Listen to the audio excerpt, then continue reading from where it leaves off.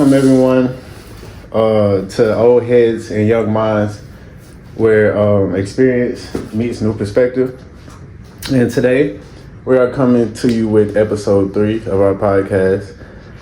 If you haven't already, make sure you go check out episode 1 and 2. But this episode we will be talking about relationships and dating. You know, this is a hot topic throughout the world, so definitely something needs to be talked about. So let's touch on it today. And let's start here. Let's start with how it was dating back then versus now. What are the differences you notice? The differences I'm noticing back then, the places you were able to go limited, and now you have much more of a variety, but as far as what you're looking for, and if you have the mindset of furthering your relationship, I guess it'd be pretty much the same, because you're checking out the individual, and learning them, they're learning you and their views on different, perspectives and your views, and see how well they line up, So as far as the individual is concerned, they'll be pretty much the same, but the ideas that they have in mind and the quickness they're ready to involve intimacy and sex and all, that's definitely different. Back in my days, that we knew that was down the road. We didn't go on dates expecting that or looking for that, because it didn't happen nearly as fast as it does now. Right. Now it's kind of like an expectation. It's like. Yeah. It's like, if we're not doing that, then we don't need to be together. I feel like things change a lot, from my point of view, the way I see it, especially looking at like you and Mama and seeing y'all relationship. Y'all been together 30-some years, and it's been a strong relationship since the start for the most part. I mean, y'all had y'all shaky moments, of course, all relationships do, but y'all work through them, and everything is strong and solid. Y'all got a strong foundation, and everything has been that way since. So that's because our relationship, honestly, was built on love. Yeah. I met your mama at church. I got to know her and her family. A year or two before we even thought about. We never even thought we'd be dating. Mostly because I was spiritually mindseted. I was a junior deacon, and I felt the calling of the ministry, but I wanted to weigh it out. And then I was 4 years older than your mom, so I never imagined I'd be dating her, but it worked out that way, and I'm glad about it. It evolved, to that. And her parents welcomed me and gave me a chance, and everything turned out okay, But I mean, I can honestly say, a little bit before we started dating, I fell in love with your mom. Yeah. I was really impressed by her seriousness and maturity, single-minded. She really was into me. And I had dated so many women, grown women, that I was just one of their options. Right. You know what I'm saying? But with your mom, I was a total focus. She wanted me, and she made it known. And that sustained relationship. Eventually it made me want her. All that kind of stuff. So definitely. I think that's very essential. That being a relationship being built off love, that's very important. I mean, that's what a relationship is. It's like, it's about loving each other. And since you did mention that, what do you think relationships are built off now? Lust. And see, lust is tricky because for a person that's never been in love, lust feels like love. Yeah. Because it's a feeling that you rarely have. You hadn't really felt before, and it makes you want something bad, and so you think because of that desire, it's love. But you find out, of course, after you indulge in it a little while, and then you really get to know that person, the real person, that maybe it wasn't love. Right. It was just desire because how the body looked or how attractive they were, or something like that. So really that's the trickery of relationship, is you think it's love, right. But then of course you got some guys. I would imagine the same thing with women, but you got some guys who master the game, and they know it's not love, and but they still play on it because the female, is hoping to do the right thing, and she thinks it's love, so they play on that, to get where they're trying to go. But if it's not, the foundation of a relationship is not love, it's seldom will you make it.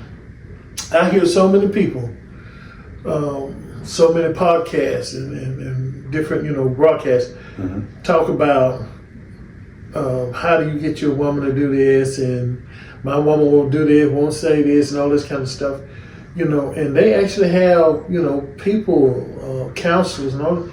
If you got to trick your woman or beg your woman into doing certain things or acting a certain way, that woman don't love you.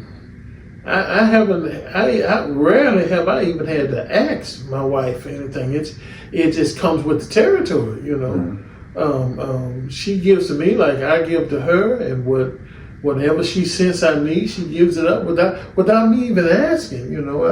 I like, say for instance, and I don't want to jump the gun, but sexual favors.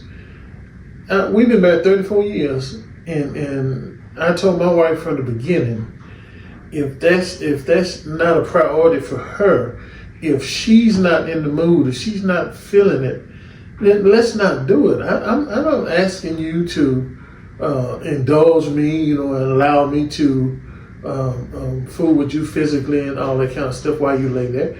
I want you to want me, right? And that was make me want you. Yep. And if you're not in the mood to want me or want me to please you that night or whatever, then I don't care. You can use whatever excuse you want, headache, backache, whatever. If you don't want me, I don't want you. Yeah. What makes me want you is because I feel the urge that you want me to. Yeah. And so all this stuff, they don't have sex enough, and I need her to have more sex, and she won't do this, and it's because it's not built on love. And a woman that loves you will do whatever you need her to do for you because she loves you. No other reason at all that my man needs this, and I love him, and I'm gonna do whatever he needs me to do to make him happy.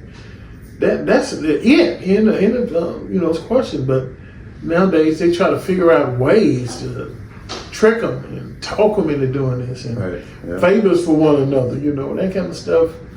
I don't believe in that. I don't believe in that. I definitely agree. I don't believe in it either.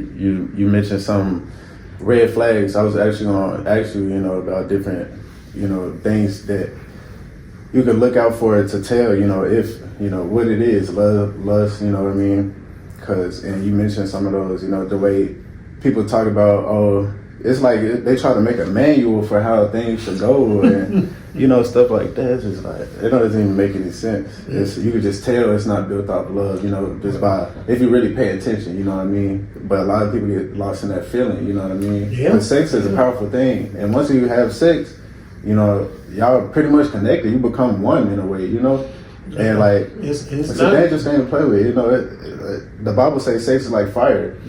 There you go. And what happens when you feel the fire? It just gets bigger and bigger, and you got a wildfire. That's right. And so once you involve sex in a relationship, you need a live-in fireman.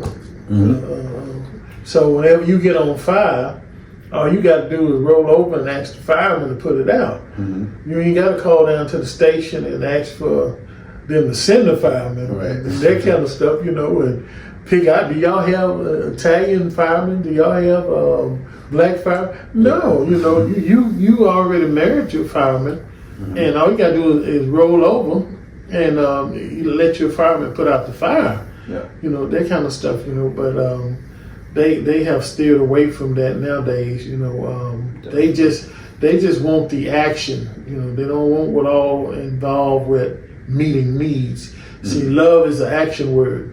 Yeah. And that involves meeting needs. And believe me, a woman has more needs than sex. Definitely. Sex is one of them, but she has more needs, way more needs than sex. For sure, I definitely can agree with that. Got to know how to please women. You got to learn your woman. You know, every woman different in their own way. So that's right. That's why love is important, because if you love her, you'll want to get to know her, want to get to learn her, everything about her. That way you can please her to the fullest potential, you know? Right, and see, love is inclusive. Yeah. Your woman is not by herself. She got parents, she got siblings. Exactly. You know, she got a life, she got a career path. You know, all of that is involved, you know, and so if you're not ready to take on the whole package, then if I was you, I'd stay away from that, you know. Please don't mess up by having sex, because that's going to make it worse. Yeah. Definitely. So do you think, what role do you think social media plays in relationships today? You think it's ruining it? Oh, man. I mean, many people, let me say this, and I mean this with respect. There are so many people that don't go to church. I'm a Bible believing man. I believe in the Bible. But in the Bible, you know, it gives you, you know, some tools. If you don't have those tools, you know, you'll listen to anybody, and you know, Steve Harvey. You listen to anybody and let them tell you what love is and how to do this and how to do that. No, I think you should stick to the guideline of the Bible and go from there. You know, it tells you about the opposite sex. It tells you about relationships that evolve into marriage, you know, those type of things. And it's not rules, it's guidelines, you know, and if you abide by them, it'll be for your benefit, you know. People think it's rules, that's why they don't want to play by the Bible. But it's God's way of telling you, if he say don't do this, it's for your own benefit. You're not ready for that. And once you do it anyway, you know, you'll see you wish you had a way. I bet you more than half of America, especially females, wish they had a way. Yeah. You know, because once you turn that light switch on, you can't just turn it off. Now your body has a need. For sure. Like I said, it ain't nothing to play with, you know. And I definitely agree with you. The Bible holds what's, you know, the information that's will get us through, you know, to help us. And you know, the Bible just stands for basic instructions before leaving Earth, you know. So it's definitely something good to, you know, intake, you know, as far as the information that's in it, it's good to intake that and learn from it. You know, it's a lot of different people that lived before us that went through things just like us, very similar, and we can learn from their stories, and, you know, it would help us get through our lives. You know what I mean? So that's right. I definitely would encourage people to get in that book. But next question is, what do you think, what women and men want? Like, do you think that has changed, or do you think it's still the same? I think what men and women need hasn't changed. You know, they need love, and they need support, and they need help. And everybody needs to know they're not in this thing by themselves. And there are some struggles that are much easier to tackle if you tackle them together. You know, so they need companionship. You know, learn one another, that kind of stuff. You know, but now when you say want, you know, couples want things that you have to earn. You know, in relationships, but they want them right away. They want sex. You know, they want financial favors, you know, from one another. They give up too much information, too much private information that should be personal. You know, until a person proves themselves worthy of that information. You know, that's what they want. You know, and in some cases they get it. You know, so social media is part of that. You know, they learn one of the, like this dating online. You look at the picture first. you figure out, oh, do I want to date him? Do I want to date her? You see where they work at, how much money they make, how many kids they got. Then you think on this and say, do I really want to involve myself and all this? A real relationship is when you get to know a person. Right. You get to know that individual, and then you build up on that. Mm-hmm. You know, you don't look at all the attachments and decide whether or not you're ready to deal with that. If that person could be a person that has been through some things, and that they're not the same person anymore. You know, they could be a totally different person now, but you're basing on, you know, how many kids they got or how much money they make and all that on whether or not you want to date them. You could be missing a gold mine. Yep. And that woman dropped out of college because she got pregnant. But now she's learned some sense. She's well educated. She got 2 degrees and work, got a master. All, you know, you don't know what you're missing out. Definitely. You know, everybody learns or benefits from mistakes. Yeah. We all make mistakes, whether we own up to them or not. You know, and so you want an individual that has learned from their mistakes. You know, so that they don't have to learn from you. Make that same mistake with you. You know, they'll already have learned. You know, that kind of thing. You know, so. Yeah, I believe there's some difference in wants and needs. For sure. Like you said, the needs definitely don't change. You know, I don't think they ever will. I mean, we all, you know, what you need is what you need. But that's right.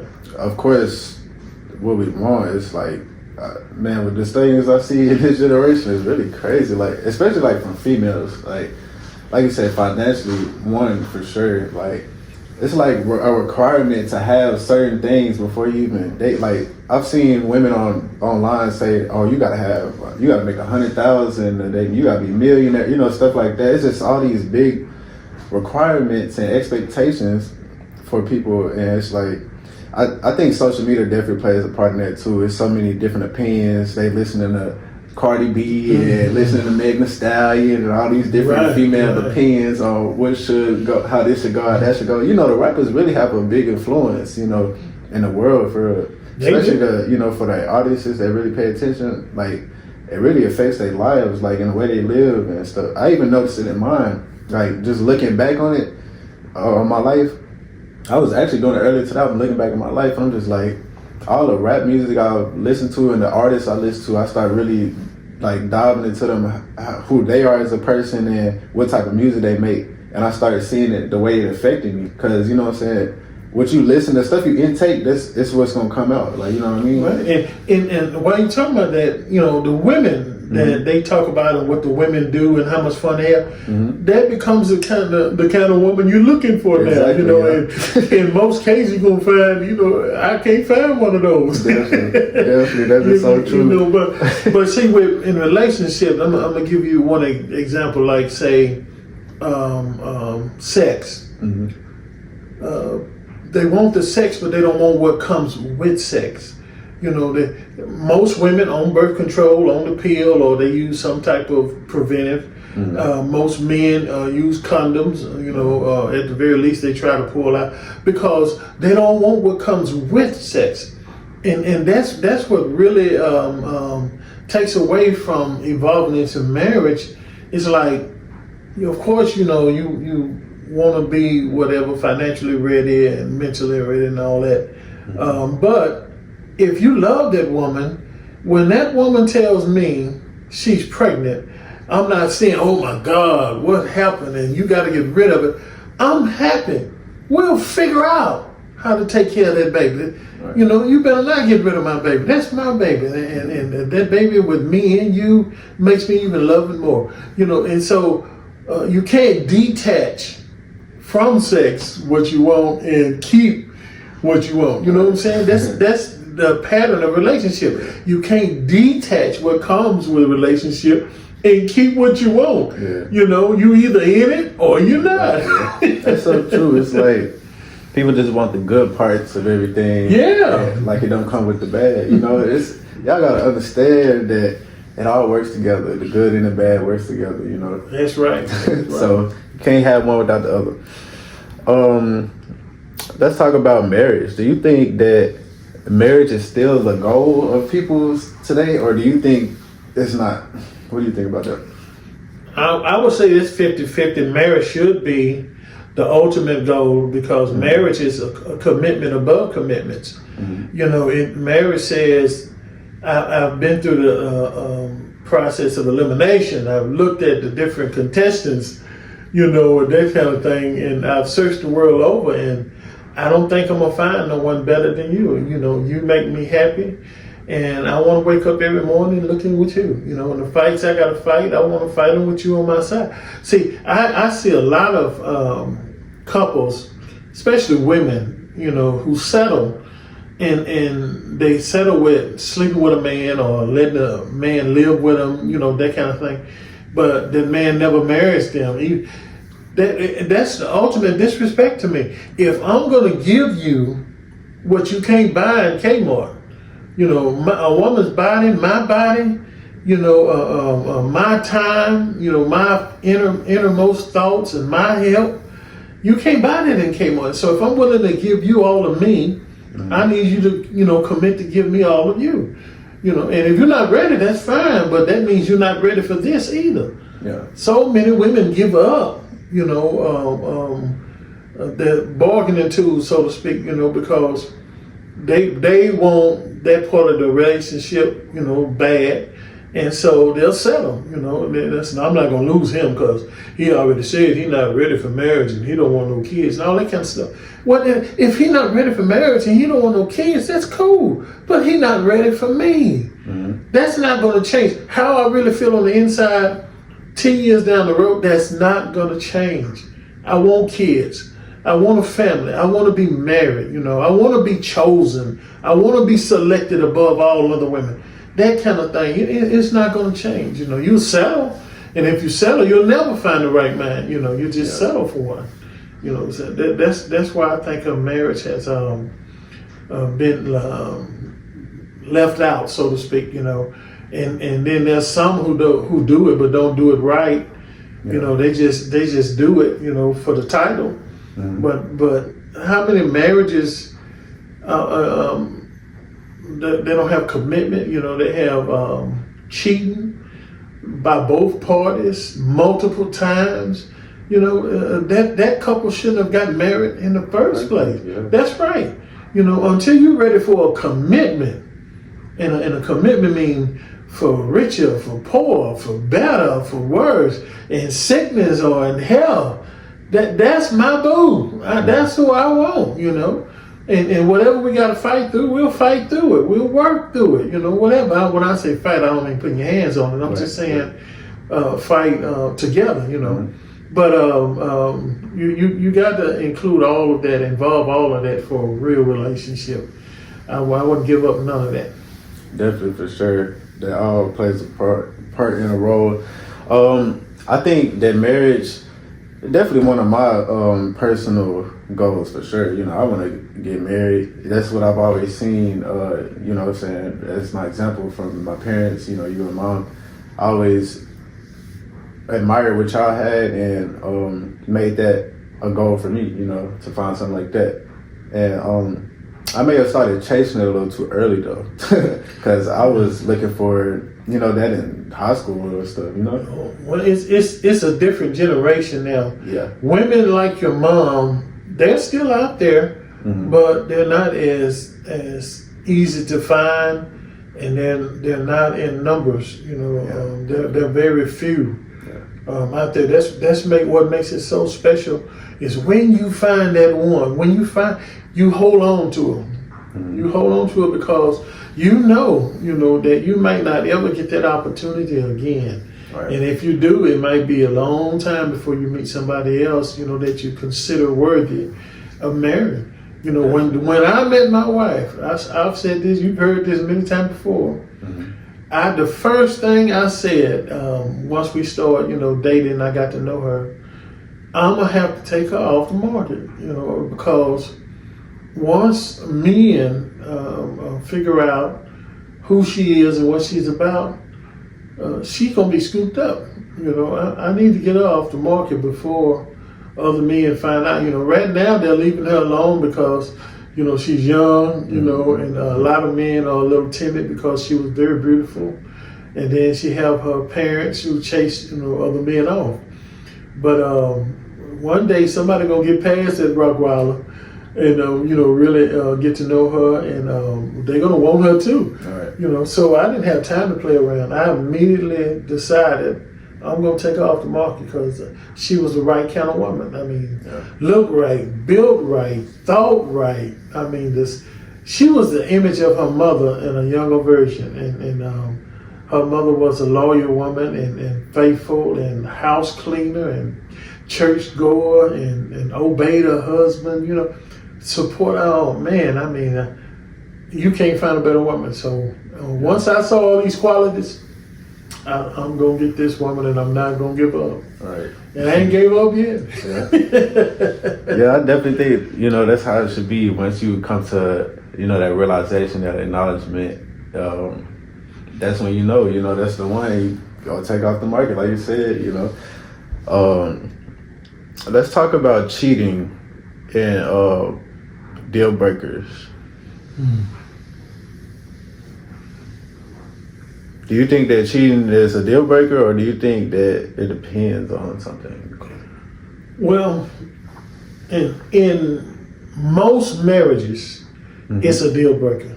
Right. I mean, there are some marriages where both of them been cheating, so they decide to start over, so to speak. They have, that kind of deal. But in most marriages, because of the emotional damage and the trust factor, it's a deal breaker. Now there are women, a whole lot of women that accept it because they want to keep what comes with it. They gonna listen to their husband lie, say I'm not gonna cheat no more. But he's my baby daddy. He's the provider of the house, and I'm happy with him, so I don't have to, go back out in the dating pool, so they suck it up and they stay with them, But emotionally, in their heart, they're gone. Yeah. They're gone. I mean, I know I've counseled a lot of them, I've dealt with a lot of them. They're gone, they just stay together for different reasons, even financial reasons, but in their heart, you have really, I like for men to really understand, not just men, women too, the damage that cheating does. When a person really loves you, and they find out they can't trust you, that you have abandoned their trust, it's like a knife stabbing you in the back. It's very painful ordeal, and so most people can't get past it. And they can't trust again, so I can forgive, what I'm saying? I can forgive. I want them to go on and have a successful life, and hopefully they don't do this again in another relationship. But I'm not sure I can ever trust you again, or I'm willing to take that chance to trust you again, I hope it never happens, but in my mindset, I think if it happens, it would be best if we went our separate ways. Like that, because it's something as hard as you may try, parts of it will never go away, and you'll always have thoughts in your mind. Is it still going on? Is she thinking about me? Is she comparing me to somebody else? Those thoughts will never go away, so it takes away from the purity of marriage. Definitely, I believe so too. It's a hard thing to come back from, like you said, that distrust, that unloyalty. It's like stabbing somebody in the back, like you said. It's really painful, one of the most painful feelings ever, You take a person trying to lose weight. Do you know why he or she trying to lose weight so difficult? It's because they want to leave certain foods alone, but they know how they taste. Right. They've tasted that cheeseburger and French fries, the candy bar, that ice cream, and so that's what drives them back to it, is because they keep remembering how it tastes and how it satisfied them, and it would feel great if on my cheat day I'm gonna have this and that, which gonna bring back memories and make it even more difficult to leave alone. And so that's the relationship. Even though in your heart you wanna, leave this person, you're sorry you ever messed with this person, I'm sorry I cheated, but in your mind you remember how he made you feel and the experiences y'all had together, and they just don't go away. They complicate the purity of marriage. So it's almost like having withdrawals in a way, You can like say you want to that. leave them, but you have these withdrawals of these feelings they made you feel. It's like, dang, it's kind of like complicated, but you don't want to go back, because it is heartbreaking. It's like I said, it's hard to come back from that, but I've seen it. I've seen different situations. I've seen some people come back from it. I've seen people not come back from it. I've seen it both sides. But me personally, I don't agree. With cheating. I love loyalty. That's one of the principles I stand on. A lot. I want to ask you: do you think that loyalty is harder to find nowadays?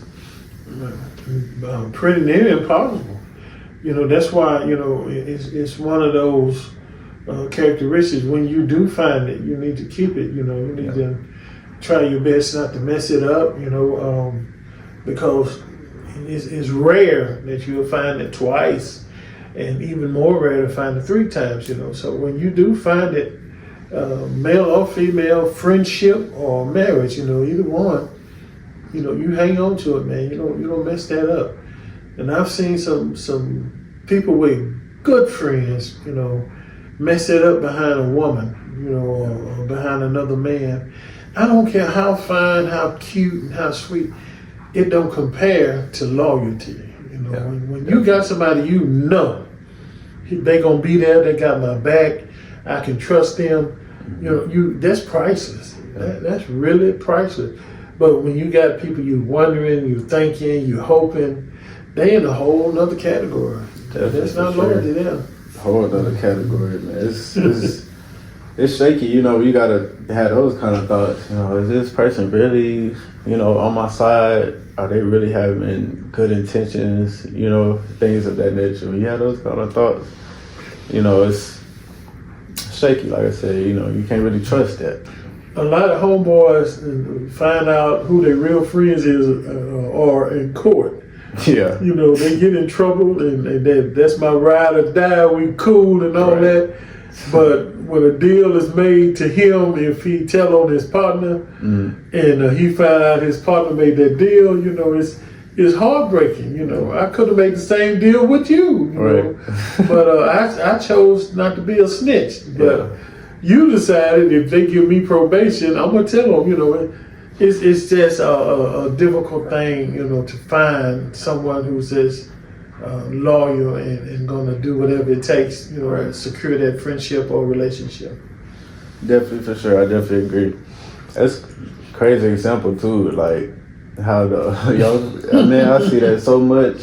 I see in a video somebody being questioned and they already know if they actually question, they already know what's going on, the situation, so they just want to hear what you got to say. And they asking this teenager, about what's going on with you, Jimmy, and whoever his other friend did and all that. And he disregarding everything until they say, you looking at possible life. He was like, Jimmy did it. It's crazy how fast people switch up. But right before you even did what you did, that's why you gotta know what you're getting yourself into. That's right. You gotta think further than what you finna do. What's gonna happen after I do this? And who's doing it with you? You know what I'm saying? But am I really doing this somebody that's gonna be solid and not say nothing? And even though we know we're not supposed to say nothing, you just can't really trust too much nowadays. But I see that happen a lot. It's crazy. Loyalty is definitely harder to find, almost impossible. It's getting there for sure. Getting there. That's what I'm saying. Like love, when you find it, right? You hold on to those type of people because they rare. Yeah, you hold on to it. Definitely, I agree. Let me see here. I did want to ask you. like a question about like, cause see, this is something that I see like in today's generation, like different problems that come up in a relationship. Like one of them is like a partner with like the opposite sex pictures or something like that on social media, and sometimes that's something that the partner dislikes and stuff like that. What do you think about that? Do you think, like, what's your take on that? I'm just curious. I think is that disrespectful? You're right. It's human nature to like certain stuff. Yeah. But it's disrespectful to publicly acknowledge that he's cute or fine, she's cute or fine, and I'm in a relationship with somebody else. Mm-hmm. That when a person piques your curiosity to that point, where you notice them on that level, then it becomes disrespectful, to your mate. Your eyes need to be on your woman or your man to the point where you notice visually other things, but you don't really acknowledge them because they don't apply. Right. If I see another woman and she's cute or fine or whatever, I'm not going to be like, golly, ooh, man, because I've chosen my woman. I've chosen my woman, and so that's somebody else's woman I'm looking at. You know what I'm saying? So I hope things work out with her or whoever winds up with her. But I'm not into her like that. I'm not willing to give up my woman for her. So, I'm not into her like that. Right. It's like when I go on the car lot, well, really, I'm not going on the car lot because the car I got is paid for. You know what I'm saying? I'm not looking how much for this and all this kind of, I got a car and it's paid for, so I'm not looking, on the car lot for another car. I'm happy with my wife. That's just not a slogan. I'm really happy. Yeah. And so if you're happy, then those other thoughts don't even be entertained. Wow, she's beautiful, man. Ooh, I'd like to get with her. No, I wouldn't. I'm satisfied with the one I'm getting with. That's what your mindset should be, and that's relationships, as well as, other opportunities or avenues, what I'm saying, that like I said, car, when you got a car, you know what I'm saying, that you shouldn't even be looking at and won't ask for how much is this and all this kind of stuff. What's the qualification, specification? I don't care, cause I got a car, and if something happened to my car, I'm gonna get it fixed, that kind of thing, but same thing with relationships. Something happened with my relationship, I'm gonna get it fixed. You know what I'm saying? I've chosen who I want to go from here to eternity with. I've already chosen. So I don't have to choose. I've already chosen.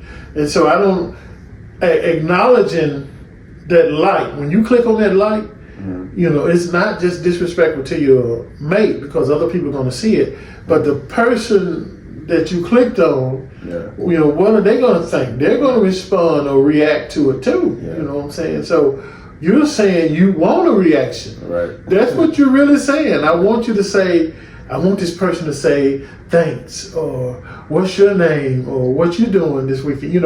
I want that reaction. That's why I clicked on like, because I want them to look at who clicked on like and see what their reaction to it is. Yeah. The version of myself today definitely will have to agree with that. It's definitely disrespectful to, like the opposite sex post on social media and stuff, especially when you have your partner. But old version of myself, I probably would have disagreed because I didn't been there, done that. I didn't like other opposite sex, posts on Instagram, TikTok, social media, but it's happened to me as well. And what I learned is it's not so good. It don't feel so good when it happened to you. There now you go. Doing it is a different story. It's like it don't feel too bad. Like if you got a party, you feel bad, but it's like when it happened to you, it's just a whole different bad feeling. That's absolutely. You feel the disrespect that you displaying, and it's like, wow, okay. And it makes you wonder, what's all going through, what's all attached to that, Right. how far they willing to go with that. Exactly. What's their thought process behind this light, this double tap? And there's so many thoughts that come behind that question, so it's just best not to double tap. That's right. If you do see something that catches your eye, let that stay between you and God. Right, definitely. Keep that one to yourself. But yeah, that's episode 3, man. We had to, talk about relationships. We definitely gonna have a part 2. I don't know if it's gonna be the next episode or an episode in the future, but relationships is a big topic, and there's so many more questions I'm sure we could discuss that we haven't today. But I think we've discussed enough. I want everybody in the comments to let me know, would you rather date in today's generation or back then? Comment down below, let me know. If you enjoyed this video, make sure you leave a like on it, make sure you subscribe, make sure you comment, make sure you be on the lookout for more posts. Hit the notification bell, that way you'll be notified every time we do post. You have anything to say before we get out of here? No, I'm good. Alrighty, well y'all heard it from us. We appreciate y'all tuning in. We gonna leave it to y'all. Wake up, thank God I'm blessed. Thankful I can walk and talk and have a heartbeat inside my chest.